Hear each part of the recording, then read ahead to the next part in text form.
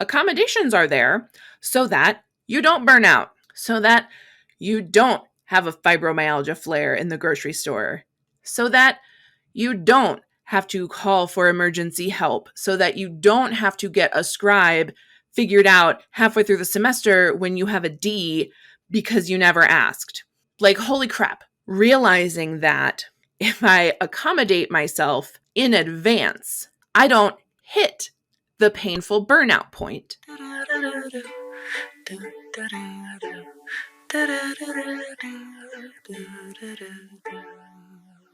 Hello, beautiful people, and welcome back to another episode of the Neurodivergent Creative Podcast. Today, I want to talk about accommodations. Now, accommodations are something that we think about in terms of school or jobs. In school, accommodations are needed for students with like physical or learning disabilities. If you need an IEP, that is how you get your accommodations. So if anybody's listening or watching who has kids and your kid has an IEP, you're already like, yeah, I know what accommodations are, I got this. Same thing is true in the workplace. So there's a law, there's a name for it. I want to say the Americans with Disabilities Act.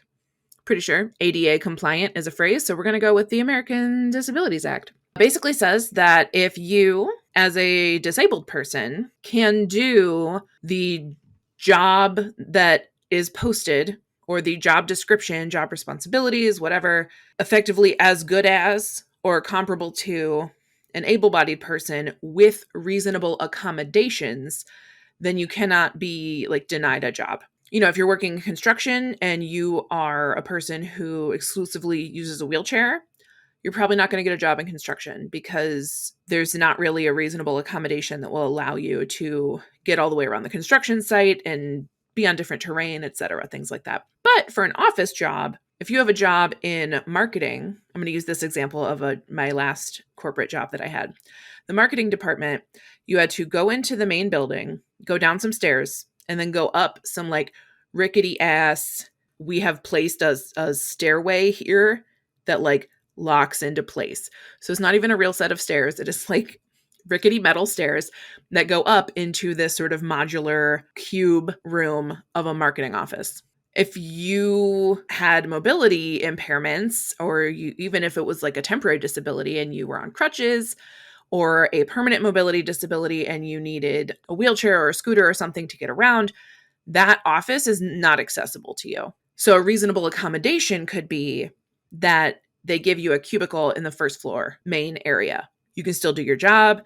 The rest of the marketing department can come to the first floor for meetings. Working from home is an accommodation. Part-time work can be an accommodation, and all of this can be negotiated when you are going into a job. So that's my basics on how accommodations work. In school, this could mean like a scribe. So for students with dyslexia, they can have a scribe with them to help them take notes because it's very difficult to take notes / read things / whatever with dyslexia. And if you have to sit there and be like, is it a B or a D? I'm having trouble writing this down. You're going to get way behind. So a scribe is there to help you take notes. If you have ADHD, you could potentially have extended deadlines, or like if you miss an assignment, you can do a makeup without a grade penalty if missing the deadline was due to your ADHD. I have never in my academic or professional life used accommodations because I didn't know I was disabled until I quit / until I was out of school. So these are all theoretical things that do exist, but which I have learned about through the internet. Thanks, internet. Something that has helped me a lot in managing my own business as a self-employed person and in just doing creative things that I like and in living my life and existing in a household has been thinking about my needs in terms of accommodations. So I am not a burden or an asshole for needing my tall boyfriend to get the blender down for me. We keep the blender on top of the fridge. I can't reach it. So if I want to make a smoothie or I want to make a cheese sauce or I want to make anything with the blender, I have to go be like, hello, I'm tiny. Can you get me the blender? And then he comes in and he's like, I'm 6'3". Here's your blender. And we have a great time. It's an accommodation. I've also realized I like to sleep later than darkness o'clock. When I had a commute, I had to get up and be at the office at 8. My brain's not on at 8. So I accommodate my needs, the time that I need to wake up in the morning and take my ADHD meds and wait for them to kick in so that I can focus on things. I don't take meetings before 10. I don't even really start my workday before 10. I have one exception to that because my client is in another country. So with time zone differences, we made an exception. But I got to choose that exception.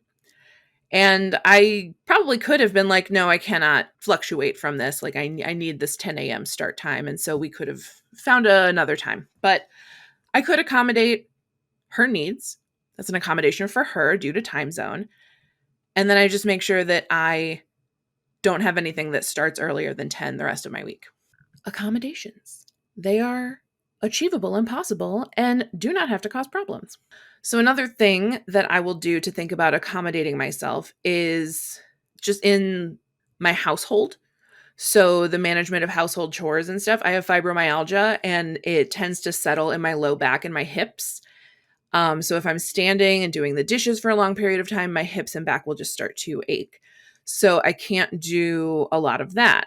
And so an accommodation will be like, I can start the dishes and then somebody else will finish them. Or we have talked about it to the point that it's okay if when I'm doing something around the house, I can do it in small bits instead of the expectation of getting it all done at once. And people are doing this all the time. They just don't call it an accommodation because it's typically not out of disability. But I am disabled. And I've done a lot of work on accepting my difference in ability from where I used to be. So I used to be a distance runner. I worked out all the time. I had an eating disorder, right? So those kind of went hand in hand. But one of the things that I've had to deal with in the recovery from my eating disorder is that like my body can't do things that it used to do. And that's okay. And I can accommodate myself by choosing lower impact exercise, right? So I can do yoga or I can do swimming, or I could even do the elliptical if I wanted to do like some more cardio based things.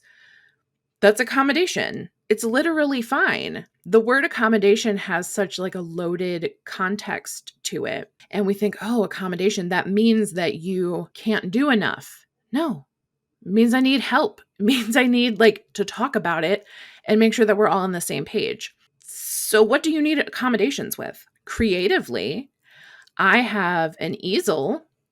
And if my back hurts from standing to work on a painting or an art piece, I can sit and I can adjust the easel down so that now I have access to the easel and the canvas and whatever I'm working on in a more comfortable seated position.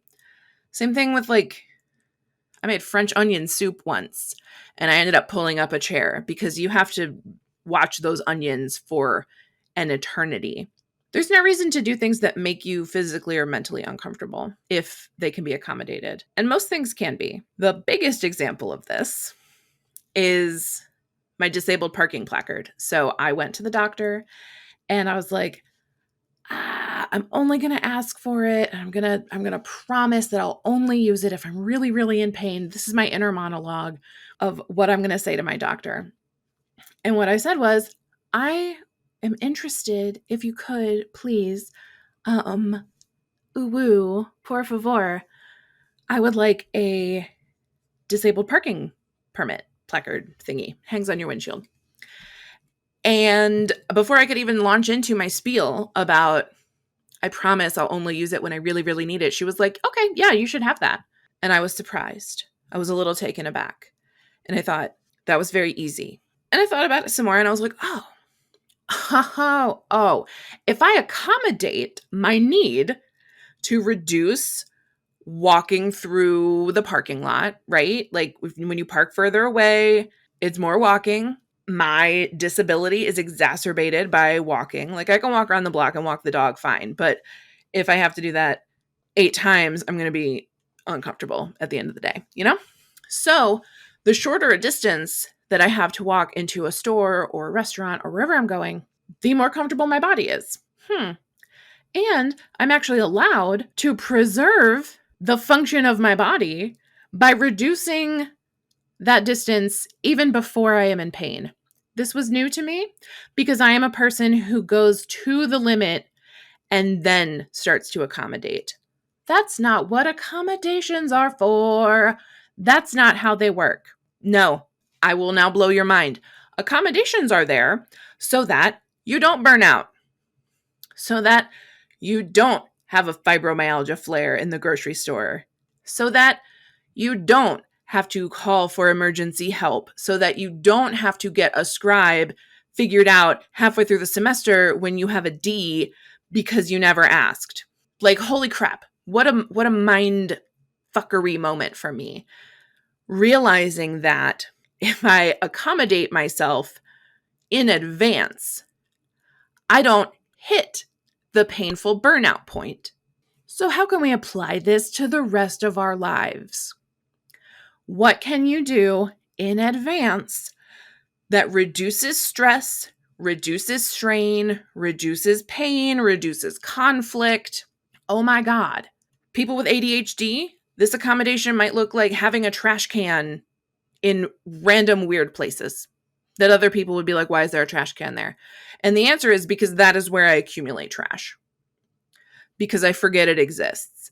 And so if you are a person who ends up with a giant pile of Post-it notes and tissues on your desk because there's no trash can by your desk, get yourself a trash can, a little accommodation, so that you don't have to hit a point of being like, I can't see anything under this mountain of tissues, all of these Post-it notes. This is annoying. I hate myself. I'm terrible at keeping things clean. No, you're not. You have ADHD and you need a garbage can. Okay? Garbage can. Garbage can. Great. If your accommodation is buying pre-cut fruits and veggies so that you don't have to deal with the executive function of having to chop stuff, that is an accommodation. If you want to buy pre-made, Hello Freshy meal subscription things so that you don't have to think about groceries, that's an accommodation. Anywhere where you feel guilty, like, oh, that's a luxury, see if that changes for you when instead you think of it as an accommodation. Curbside pickup is an accommodation. Grocery delivery is an accommodation. We are all freaking busy. We are all tired, and we all deserve to do things we enjoy long before burnout. You should be able to do your creative things. You should be able to enjoy stuff, read books, write poetry, make paintings, play with your dog, play with your kids, play Animal Crossing. You should be able to do all of this stuff that you enjoy in advance. Like, it's not something that you have to earn from fatigue and stress and effort. And the societal paradigm around this has really fucked things up for us, because we are currently under the impression that you need to work very, very hard. And if you don't have enough money, if you don't have a house, that means you are not working hard enough. Because if you worked hard enough, you could have a house, right? You're poor because you don't work hard enough. That's sarcasm. This is completely ignoring systemic poverty and other issues like that. But at the end of the day, when we can take back time for ourselves to nourish yourself spiritually, emotionally, mentally, creatively, even physically, maybe take a little nap. Can you imagine getting your groceries delivered so that you have time to take a nap? Oh, it's decadent. It's luxurious. It's frivolous.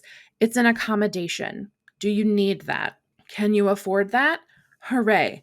Please utilize this service. Please. There are so many ways. There's so many ways that you can accommodate yourself and your needs, and not even your needs, but your desires. What can you do to accommodate your desires in this world that is moving super fast and demands consumption and production? And so if you're not making stuff, then you should be buying stuff, but only the most bargainy kind of stuff, and also only stuff that meets certain ethical standards. And you should only buy stuff that's made in the United States. But this, but that, but the other thing. We can't make a single decision without 14 layers of crap. It's very tiring. It's like in The Good Place. Spoilers for The Good Place. And also, literally, if you haven't seen The Good Place, stop listening to me now. Stop watching. Stop listening. I don't want you to get spoiled for The Good Place. You should go watch it and then come back. Like literally, I want you to watch the entire, I think it's 4 seasons. Great. Okay, come back. We're back from the good place. So they discover in the show The Good Place that no one is going to heaven. No one has gone to heaven for decades because decisions and actions are so multi-layered that they cannot, no moral decision can be made.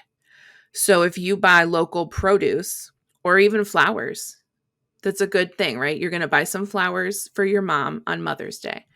Should be a net positive in the Good Place math, right? Buying flowers for your mom is something that gets you points for heaven. But those roses were flown in, so their carbon footprint is exorbitant. And they used pesticides that kill bees. And so you actually end up with this very nice intention that has a net negative of moral and ethical impact. Trying to keep track of all of that is too much, man. It's too much. And I know it's too much because I've tried to do it. I tried to reduce plastic and it re-triggered my eating disorder. It relapsed my eating disorder because I wasn't buying any food that had plastic packaging. Do you know what you can buy without plastic packaging? Like fresh vegetables. Maybe like some stuff in a paper box. So I didn't buy a lot of food. And that lasted about a week. I was like, oh, nope, okay, can't do that. So while yes, I do try to make conscious decisions to reduce my plastic consumption and to recycle at a maximum what I can recycle, there are other times where I just got to be like, well, they're out of my normal vegan butter sticks that come in a paper box, so I need to buy the vegan butter that comes in a plastic tub. And I cannot spend the rest of my life agonizing about going to plastic hell. I simply cannot. I have other things to do, like art and enjoying my life and being a person. So please accommodate your humanity in whatever way you need to do that. Short of, I don't know, going all Anakin Skywalker and killing people. Don't do that. But reasonably accommodate your pleasure and your desires because you deserve them. Like really, we got to stop this whole you can only enjoy your life after you have burned out producing for the bottom line. No. In this economy, we choose joy. We subvert capitalism by embracing creativity. That is what I'm all about. So call in sick to work tomorrow and make some art. These release on Friday. Whatever. Call in sick to work the day after you watch this and just do something nice for yourself. Also, on that note, use up all of your PTO. Take vacation. Do not work outside of your normal work. Quiet quit. I encourage you to quiet quit. Please quiet quit. You know what? The next episode's going to be on quiet quitting. Just decided.